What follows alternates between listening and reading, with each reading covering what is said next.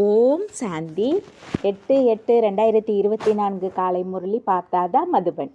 இனிமையான குழந்தைகளே, தந்தை, ஆசிரியர் மற்றும் சத்குரு இந்த 3 சொற்களை நினைவு செய்யுங்கள். அப்போது அநேக விசேஷங்கள் உங்களுக்குள் வந்துவிடும். கேள்வி: எந்த குழந்தைகளின் ஒவ்வொரு அடியிலும் பல மடங்கு வருமானம் சேமிப்பு ஆகிக் கொண்டே இருக்கும்?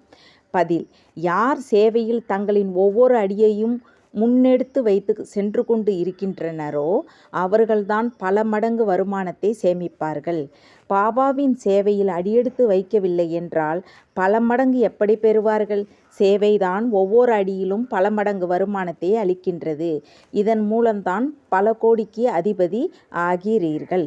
கேள்வி: எந்த ஓர் ரகசியத்தை அறிந்திருக்கும் காரணத்தால் குழந்தைகளாகிய நீங்கள் அனைவருக்கும் கல்யாணக்காரி ஆகிறீர்கள்? பதில்: பாபா குழந்தைகளாகிய நமக்கு இந்த ரகசியத்தை புரிய வைத்துள்ளார். அதாவது அனைவருக்கும் இது ஒன்றுதான் புகலிடம். இங்கே அனைவரும் வந்தாக வேண்டும். இது மிகவும் ஆழமான ரகசியம் ஆகும். இந்த ரகசியத்தை அறிந்துள்ள குழந்தைகள்தான் அனைவருக்கும் கல்யாண்காரி ஆகின்றனர். ஓம் சாந்தி. ஆன்மீக தந்தையின் ஆன்மீக குழந்தைகள் என்பதை ஒவ்வொருவரும் அறிந்து இருப்பார்கள். அதாவது பாபா நம்முடைய தந்தையாகவும் இருக்கிறார், ஆசிரியராகவும் இருக்கிறார் மற்றும் சத்குருவாகவும் இருக்கிறார். குழந்தைகள் அறிவார்கள். அறிந்து இருந்தும் கூட அடிக்கடி மறந்து போகின்றனர். இங்கே அமர்ந்து இருப்பவர்கள் அறிந்து இருப்பார்கள் இல்லையா? ஆனால் மறந்து போகின்றனர். உலகத்தினரோ முற்றிலும் அறியாது இருக்கின்றனர். பாபா சொல்கிறார், இந்த 3 சொற்கள் மட்டுமே நினைவில் இருந்தாலும் கூட அதிக சேவை செய்ய முடியும். கண்காட்சி அல்லது மியூசியத்திற்கு உங்களிடம் அநேகர் வருகின்றனர். வீட்டிலும் உற்றார் உறவினர் முதலானோர் அதிகமாக வருகின்றனர். யாராவது வந்தால் புரிய வைக்க வேண்டும். யார் பகவான் என சொல்லப்படுகிறாரோ அவர் தந்தையாகவும் இருக்கிறார், ஆசிரியராகவும் இருக்கிறார், சத்குருவாகவும் இருக்கிறார். இந்த நினைவு இருந்தாலே சரிதான். வேறு யாருடைய நினைவும் வரக்கூடாது. வேறு யாரையுமே இதுபோல் சொல்ல முடியாது. குழந்தைகள், நீங்கள் அறிவீர்கள், நம்முடைய பாபா தந்தையாகவும் உள்ளார், ஆசிரியராகவும் உள்ளார், சத்குருவாகவும் உள்ளார். எவ்வளவு சுலபம்! ஆனால் ஒரு சிலருக்கோ அப்படிப்பட்ட கல்புத்தி உள்ளது. இந்த 3 வார்த்தைகள் கூட புத்தியில் தாரணையாவது இல்லை. மறந்து போகின்றனர். பாபா நம்மை மனிதரிலிருந்து தேவதை ஆக்குகின்றார். ஏனென்றால் எல்லையற்ற தந்தை இல்லையா? எல்லையற்ற தந்தை என்றால் நிச்சயமாக எல்லையற்ற ஆஸ்தி தான் தருவார். எல்லையற்ற ஆஸ்தி தேவதைகளிடம் உள்ளது. இவ்வளவு மட்டுமே நினைவு செய்தாலும் கூட வீட்டிலும் சேவை அதிகம் செய்ய முடியும். ஆனால் இதையும் மறந்து விடுகின்ற காரணத்தால் யாருக்கும் சொல்ல முடிவது இல்லை. அடிக்கடி மறந்து போகின்றனர்.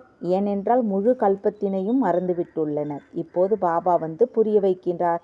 உண்மையில் இந்த ஞானம் மிக எளிமையானது. மற்றபடி நினைவு யாத்திரையின் மூலம் சம்பூர்ணமாவதில் முயற்சி உள்ளது. பாபா நம்முடைய தந்தையாகவும் இருக்கிறார், கல்வி கற்பிக்கவும் செய்கிறார், பவித்திரமாகவும் ஆக்குகிறார். ஏன் என்றால் பதித்த பாவனர் தந்தை. அனைவருக்கும் இதையே சொல்லுங்கள், அதாவது என்னை நினைவு செய்யுங்கள் என்பதை மட்டுமே சொல்கிறார். பாபாவின் சேவையில் சிறிதும் அடியெடுத்து வைக்கவில்லை என்றால் அவர்கள் பிறகு பல மடங்கு வருமானத்தை எப்படி அடைவார்கள்?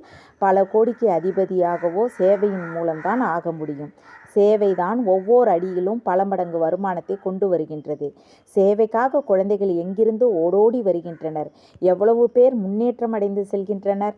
பல கோடியோ அவர்களுக்கு கிடைக்கும் தானே. இதையும் புத்தி சொல்கிறது. முதலில் சூத்திரர்களை பிராமணர்களாக ஆக்க வேண்டும். பிராமணராகவே ஆகவில்லை என்றால் என்னவாக ஆவார்கள்? சேவை வேண்டுமில்லையா? குழந்தைகளுக்கு சேவையின் செய்தி சொல்லப்படுவதே சேவைக்கான உத்வேகம் வரட்டும் என்றுதான். சேவையினால்தான் பல மடங்கு வருமானம் கிடைத்துள்ளது. ஒரு விஷயத்தை மட்டுமே சொல்லுங்கள், உலகத்தில் வேற யாரும் அறிந்திராதது.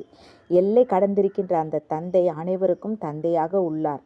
ஆனால் தந்தை பற்றி யாருக்கும் தெரியாது. வாயால் காட் ஃபாதர் என்று மட்டும் சொல்லிக்கொண்டு இருக்கிறார்கள். அவர் ஆசிரியராக உள்ளார் என்பதோ யாருடைய புத்தியிலும் இருக்காது. மாணவனின் புத்தியில் எப்போதுமே ஆசிரியரின் நினைவு இருக்கும். யார் முழுமையாக படிப்பது இல்லையோ அவர்கள் படிக்காதவர்கள் என சொல்லப்படுவார்கள். பாபா சொல்கிறார், அதனால் குறை ஒன்றும் இல்லை. நீங்கள் எதையும் படிக்காதவர்கள். இதையோ புரிந்து கொள்ள முடியும் இல்லையா? நாம் சகோதரர்கள் என்று. நம்முடைய தந்தை எல்லையற்ற தந்தை. பாபா வருவதே ஒரு தர்மத்தை ஸ்தாபனை செய்வதற்காக. பிரம்மா மூலம் செய்கிறார். ஆனால் மனிதர்கள் எதையும் புரிந்து கொள்வது இல்லை. ஈஸ்வரன் ஒருபோதும் வந்திருக்கவில்லை என்றால் அவரை அழைப்பது ஏன்? ஹே லிபரேட்டர், பாருங்கள், ஹே பதித்த பாவனா வாருங்கள் என்று பதித்த பாவனரை நினைவு செய்கின்றார். பிறகு சாஸ்திரங்களை ஏன் படிக்கின்றனர்? தீர்த்தஸ்தலங்களுக்கு ஏன் செல்கின்றனர்? அங்கே என்னதான் இருக்கிறது? யாரும் அறிந்திருக்கவே இல்லை. பதித்த பாவனர் ஈஸ்வரன் இருக்கிறார் என்றால் கங்கா ஸ்தானம் முதலியவற்றினால் எப்படி பாவனமாவார்கள்? சொர்க்கத்திற்கு யாராவது எப்படி போக முடியும்? ஜென்மம் இங்கேயே தான் எடுக்க வேண்டும். புது உலகம் மற்றும் பழைய உலகத்திற்கு இடையில் வேறுபாடோ உள்ளது தானே. இந்த உலகத்தை சத்தியுகம் என்று சொல்ல மாட்டார்கள். இப்போதோ கலியுகம் இல்லையா? மனிதர்களுக்கும் முற்றிலும் கல்புத்தி தான் உள்ளது. எங்காவது கொஞ்சம் சுகத்தை பார்த்தால் உடனே சொர்க்கம் என்று நினைத்து விடுகின்றனர். இந்த பாபா தான் புரிய வைக்கிறார். பாபா நிந்தனை எதுவும் செய்வதில்லை. பாபா போதனையும் தருகிறார். அனைவருக்கும் சத்கதியும் தருகிறார். பகவான் தந்தையாகவும் உள்ளார் என்றால் தந்தையிடமிருந்து நிச்சயமாக ஏதாவது கிடைக்க வேண்டும். பாபா என்ற சொல்லும் அப்படிப்பட்டது. அவரிடமிருந்து ஆஸ்தியின் நறுமணம் நிச்சயமாக வருகின்றது. மேலும் எவ்வளவுதான் சித்தப்பா, பெரியப்பா, மாமா முதலானவர் இருந்தாலும் அவர்களிடமிருந்து ஆஸ்தியின் மனம் வராது. உள்முகமாக இருந்து சிந்தனை செய்ய வேண்டும். பாபா சரியாகவே சொல்கிறார். குருவிடம் எந்த சொத்தும் இருக்காது. அவர்களோ தாங்களே வீடு வாசலை விட்டு விடுகின்றனர். நீங்கள் விகாரங்களை சந்நியாசம் செய்து விட்டிருக்கின்றீர்கள். புது உலகத்திற்கு செல்வது எவ்வளவு சுலபம். நாம் முழு பழைய சிருஷ்டியை தமோ பிரதானமான உலகத்தில் சந்நியாசம் செய்கிறோம். சத்தியுகம்தான் புது உலகம். இதையும் அறிவீர்கள். புது உலகம் நிச்சயமாக இருந்தது. அனைவரும் பாடுகின்றனர்.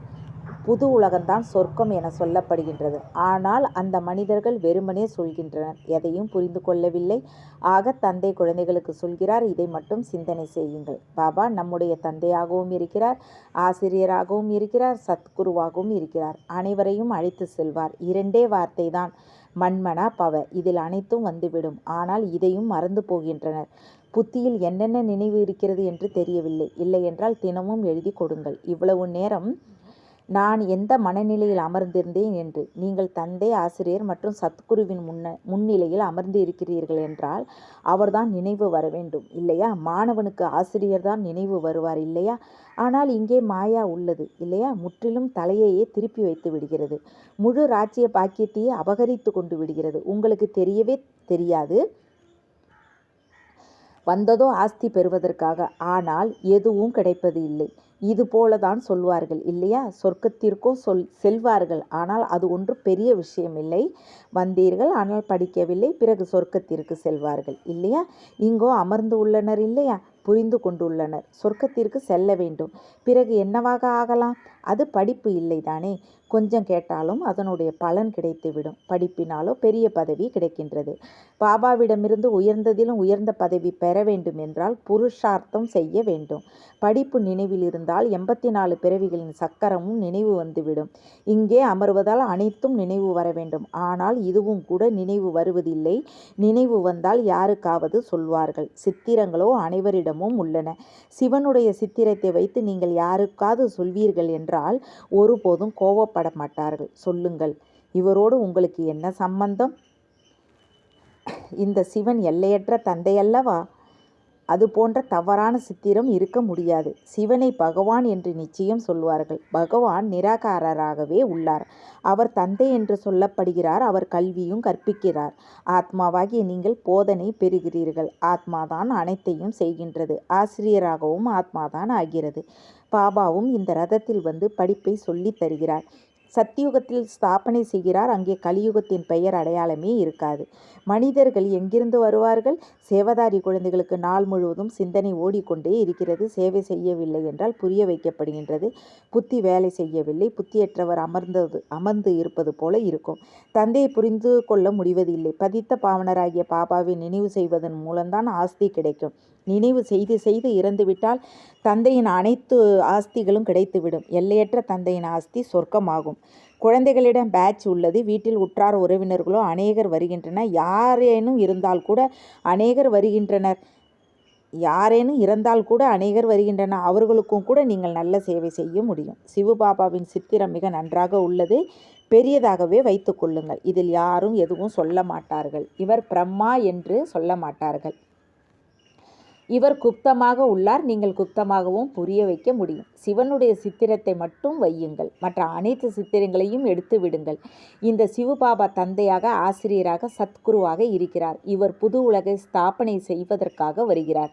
அதுவும் சங்கம யுகத்தில்தான் வருகிறார். இந்த ஞானமோ புத்தியில் உள்ளது இல்லையா? சொல்லுங்கள். சிவபாபாவை நினைவு செய்யுங்கள், வேறு யாரையும் நினைவு செய்யாதீர்கள் என்று. சிவபாபா பதித்த பாவனன். அவர் சொல்கிறார், என்னை நினைவு செய்வீர்களானால் நீங்கள் என்னோடு வந்து சந்திப்பீர்கள். நீங்கள் குப்தமான சேவை செய்ய முடியும்.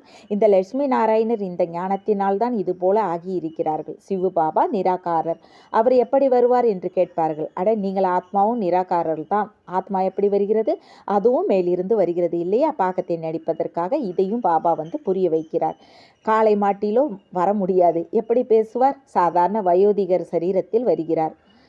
இதை புரிய வைப்பதற்கும் மிகுந்த யுக்தி வேணும். நீங்கள் புத்தி செய்வது இல்லையா என்று யாராவது கேட்டால் சொல்லுங்கள், நாங்கள் அனைத்தும் செய்கிறோம். நீங்கள் பக்தி செய்வதில்லையா என்று யாராவது கேட்டால் சொல்லுங்கள், நாங்கள் அனைத்தும் செய்கிறோம். யுக்தியுடன் நடந்து கொள்ள வேண்டியுள்ளது. யாரையாவது எழுந்து நிற்க செய்வதற்கு என்ன யுக்தியை உருவாக்கலாம் என்று யோசிக்க வேண்டும். யார் மீதும் கோவப்படக்கூடாது. இல்லறத்தில் இருந்து கொண்டே பவித்திரமாக மட்டும் இருக்க வேண்டும். நீங்கள் சொல்கிறீர்கள், பாபா சேவை கிடைப்பதில்லை என்று. அட, சேவையோ அநேகம் செய்ய முடியும். கங்கை நதிகரைக்கு சென்று அருகில் அமர்ந்து கொள்ளுங்கள், கேளுங்கள். இந்த தண்ணீரில் குளிப்பதால் என்ன ஆகும்? பாவனமாகி விடுவீர்களா? நீங்களோ பகவானை அழைக்கிறீர்கள், பதித்த பாவன வாருங்கள் என்று, வந்து பாவனமாக்குங்கள் என்று. பிறகு அந்த பதித்த பாவனரா அல்லது இது கங்கையா? இது போல நதிகளோ ஏராளம் உண்டு. தந்தை பதித்த பாவனரோ ஒருவர்தான். இந்த தண்ணீரின் நதிகளோ எப்போதும் இருப்பவை தான். தந்தையோ பாவனமாக்குகிறார். அங்கே பதித்தர்கள் யாரும் கிடையாது. பெயரே சொர்க்கம், புது உலகம். இப்போது உள்ளதோ பழைய உலகம். இந்த சங்கம யுகத்தை பற்றி உங்களுக்குத்தான் தெரியும், வேற யாரும் புரிந்து கொள்ள முடியாது. பாபாவோ அநேக விதமான சேவைகளிலும் யுக்திகளை புரிய வைக்கிறார். புத்தியற்றவர்களாக ஆகாதீர்கள் சொல்கின்றார். அமர்நாத்திலும் கூட புறாக்கள் உள்ளன. புறாக்கள் செய்தியை கொண்டு சேர்கின்றன. பரமாத்மா இதன் காலில் எழுதி கட்டிவிட்டால் கொண்டு செல்லும் என்று இதையும் கற்பிக்கின்றன. அதற்கு சுலபமாக தானியங்கள் கிடைக்குமானால் எங்கும் அலைய வேண்டிய தேவை இருக்காது. உங்களுக்கும் இங்கே தானியம் கிடைக்கிறது, உங்களுடைய புத்தியில் இருக்கிறது. உலகத்தின் ராஜ பதவி அது இங்கே கிடைக்கிறது. பிறகு அவர்கள் நினைக்கின்றனர் தானியம் இங்கே கிடைக்கிறது. பிறகு இழந்து விடுகின்றனர். இங்கே நீங்கள் சைத்தன்யமானவர், உங்களுக்கு அழிவற்ற ஞான ரத்தினங்கள் என்ற தானியம் கிடைக்கிறது. சாஸ்திரங்களிலும் உள்ளது. குருவிகள் கடலை வற்ற செய்தன என்பதற்காக. அநேக கதைகள் இருந்து தேவதைகள் வெளிப்பட்டனர் என்று ரத்தினங்களை தட்டுகளில் நிரப்பி கொண்டு வந்ததாக சொல்கின்றன. இதையும் சத்தியம் என்று சொல்வார்கள். இப்போது சமுத்திரத்திலிருந்து தேவதைகள் எப்படி வெளிப்படுவார்கள்? சமுத்திரத்தில் மனிதர்கள் தேவதைகளா வசிக்கிறார்களா என எதையும் புரிந்து கொள்ளவில்லை. ஜென்ம ஜென்மமாக பொய்யையே படித்துக்கொண்டு கேட்டுக்கொண்டு இருக்கின்றனர். அதனால் சொல்கின்றனர் பொய்யான மாயா. உண்மையான மற்றும் பொய்யான உலகத்திற்கு இடையில் எவ்வளவு வேறுபாடு உள்ளது. பொய் பேசி பேசியே ஒன்றுமில்லாதவர்களாக ஆகிவிட்டுள்ளனர். நீங்கள் எவ்வளவு யுக்திக்காக சொல்லி புரிய வைக்கிறீர்கள். பிறகும் கோடியில் சிலருக்குத்தான் புத்தியில் பதிகின்றது. இது மிகவும் சகஜமான ஞானம் மற்றும் சகஜமான யோகம். தந்தை ஆசிரியர் சத்குருவை நினைவு செய்வதன் மூலம் அவருடைய போதனைகளும் புத்தியில் வந்துவிடும். தன்னை சோதித்து அறிய வேண்டும். நாம் அனைவரும் பாபாவை நினைவு செய்கிறோமா அல்லது வேறு பக்கம் புத்தி செல்கிறதா? உங்களுடைய புத்திக்கு இப்போது ஞானம் கிடைத்து விட்டது. எவ்வளவு இனிமையிலும் இனிமையான விஷயங்களை பாபா புரிய வைத்திருக்கிறார். யுக்திகள் சொல்கிறார். நீங்கள் யாருக்காவது அமர்ந்து புரிய வைத்தால் உங்களுக்கு விரோதியாக மாட்டார்கள். சிவபாபா தான் உங்களுடைய தந்தை ஆசிரியர் சத்குருவாக உள்ளார். அவரை நினைவு செய்யுங்கள். புரிய வைப்பதற்கான யுக்திகளை உருவாக்க வேண்டும். குறிப்பாக பிரம்மாவின் சித்திரத்தை பார்த்து அநேகர் ஏதேனும் சொல்லுகின்றனர். சிவபாபாவின் சித்திரத்தை பார்த்து அதுபோல சொல்வதில்லை. அட, இவரோ ஆத்மாக்களின் தந்தை இல்லையா? ஆக பாபாவை நினைவு செய்யுங்கள். இவரால் அநேகருக்கு நன்மை ஏற்பட முடியும். இவரை நினைவு செய்வதால் பதித்தத்திலிருந்து பாவனமாகி விடுவீர்கள். இவர் அனைவரின் தந்தை ஆவார். ஒரு தந்தையை தவிர வேற யாருடைய நினைவும் வரக்கூடாது. மற்ற சேர்க்கையை எல்லாம் விட்டுவிட்டு ஒரு சேர்க்கையில் இணைய வேண்டும். இவை யாருக்காவது நன்மை செய்வதற்கான யுக்திகளாகும். பாபாவை நினைவு செய்யவே முடியவில்லை என்றால் எப்படி பாவனமாவீர்கள்? வீட்டிலும் கூட நீங்கள் அதிக சேவை செய்ய முடியும். அநேகர் உற்றார் உறவினர் முதலானோர் உங்களுக்கு கிடைப்பார்கள். வெவ்வேறு யுக்திகளை உருவாக்குங்கள். அநேகருக்கு நன்மை செய்ய உங்களால் முடியும். புகலிடமோ ஒன்றுதான். ஆகவே எங்கே செல்வார்கள்? நல்லது. இனிமேலும் இனிமையான தேடி கண்டெடுக்கப்பட்ட செல்ல குழந்தைகளுக்கு தாய் தந்தைமாகிய பாப் தாதாவின் அன்பு நினைவுகள் மற்றும் காலை வணக்கம். ஆன்மீக குழந்தைகளுக்கு ஆன்மீக தந்தை நமஸ்தே. ஆன்மீக தந்தைக்கு ஆன்மீக குழந்தைகள் அன்பு நினைவுகள் நமஸ்தே. தாரணைக்கான முக்கிய சாரம் 1. இல்லற விவகாரங்களில் மிகவும் யுக்தியுடன் நடந்து கொள்ள வேண்டும். யார் மீதும் கோவப்படவும் கூடாது. பவித்திரமாக அவசியம் ஆக வேண்டும். 2. ஒரு பாபாவிடம் அழியாத ஞான ரத்தினங்களின் மணிகளை பெற்று தனது புத்தி என்ற பையை நிரப்பியதாக வைத்திருக்க வேண்டும். புத்தியை அலையவிடக்கூடாது. இறைதூதராகி அனைவருக்கும் பாபாவின் செய்தியை கொடுக்க வேண்டும். வரதானம் எல்லையில்லா வைராக்கிய உள்ளுணர்வு மூலம் அனைத்து பற்றிலிருந்து விடுபட்டு உண்மையான ராஜ ரிஷி ஆகுக. ராஜ ரிஷியின் பொருளே ஒரு புறம் ராஜ்யம், மறுபுறம் எல்லையில்லாத வைராக்கியமுள்ள ரிஷி. ஒருவேளை எங்கேயாவது தன் மீது, மனிதர் மீது, பொருட்கள் மீது பற்று இருப்பின் அவர் ராஜ ரிஷி அல்ல. ஒருவர் எண்ணத்திலேனும் சிறிது பற்று இருக்குமாயின் அவர் இரு படகில் கால் வைத்தவர் ஆவார். அவர் இங்கும் இல்லாது அங்கும் இல்லாதவர் ஆவார். ஆகவே ராஜ ரிஷி ஆகுங்கள், எல்லையில்லா வைராக்கியம் உள்ளவர் ஆகுங்கள். அதாவது ஒரு தந்தையின்றி வேறு யாரும் இல்லை என்னும் பாடத்தை உறுதி செய்யுங்கள். ஸ்லோகன்: கோபம் அக்னி போன்றது. அது தன்னையும் எரித்து பிறரையும் எரித்து விடுகின்றது. ஓம் சாந்தி. தேங்க்ஸ் பாபா.